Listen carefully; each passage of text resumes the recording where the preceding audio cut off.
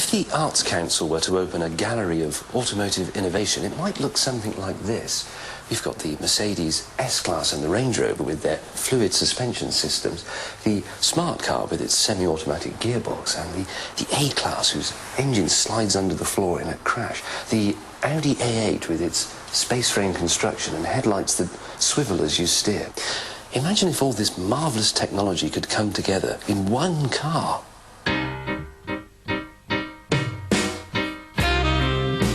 Well, it did, 50 years ago, in this. The superb Citroen DS. Easily the greatest car in the world.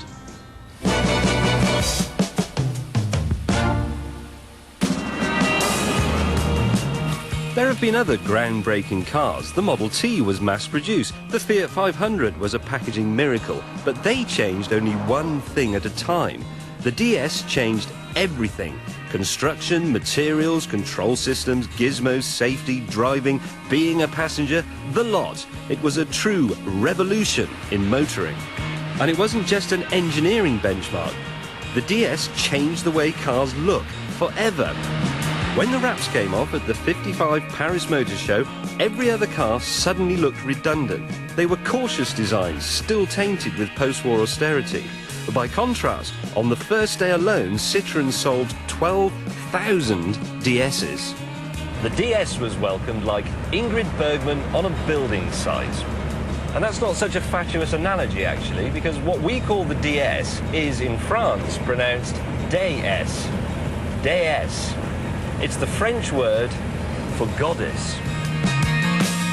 It is a thing of beauty, but it's a French sort of beauty. It's not the sort that would make you wave your arms around as a new Ferrari might. It's the sort that you look at and then go away and discuss over a cup of coffee, maybe all day. The stylist Flaminio Bertoni was also a sculptor. He wanted to create a work of art, but the engineer André Lefebvre had a background in the aeroplane industry, and he wanted an aerodynamically perfect shape, the nearest thing possible to the ideal teardrop with a tapered rear. Well, we got both. So, let's get into the guts of this car's greatness. Where do I start? It was built to within tolerances of microns. It used aluminium and plastic for some of its body panels. It was the first car with a plastic dashboard and the first with disc brakes. It blazed a trail in safety too, crumple zones, rollover protection, a collapsible steering wheel. The engine was even designed to be pushed under the car in a crash. And eventually it would have headlights that swiveled with the front wheels. I mean, what else do you want? Cup holder? At the heart of the DS is a hydraulic system called hydropneumatic. Now, there are no springs in the suspension. Instead, there are these balls of nitrogen gas. I'm sure you know that a gas under compression becomes progressively stiffer. So what this car has is a variable rate suspension system. You thought that was new.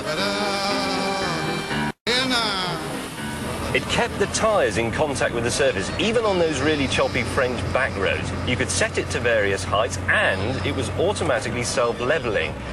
You could even keep driving if some would-be assassin blew one of the back wheels off, as President de Gaulle discovered.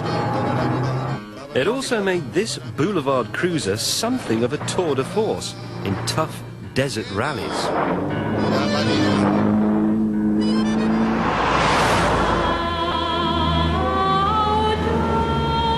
But what really amazed people in 1955 was the quality of the ride. It is still absolutely phenomenal. It's sort of like going along on a bed of fluid. Actually, of course, it is going along on a bed of fluid. It was, and in my view remains, the greatest single leap forwards in car design since, well, the car. And what's really amazing is that any car that you drive today owes something, somewhere, to this, the goddess.